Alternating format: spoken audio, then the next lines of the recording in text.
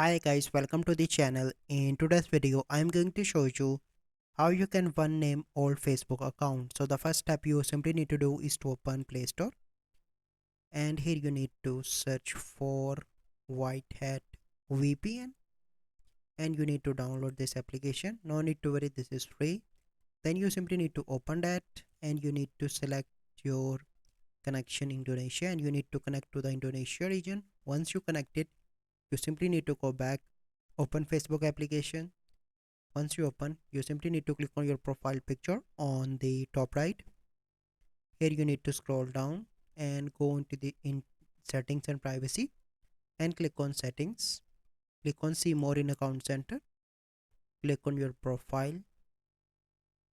So once you are here, you simply need to click on your Facebook profile and click on name. And once you connect it to the Indonesia browser VPN, you simply need to remove your name and click on review change. So currently I'm not connected, so that's why I do not have this feature. But once you connect it, click on review change, add your password, and you can simply name your Facebook name. So this is the process. I hope you find this video helpful. If you find this video helpful, must like this video, subscribe to our YouTube channel for future videos. We'll see you in the next video. Thank you. Have a good day.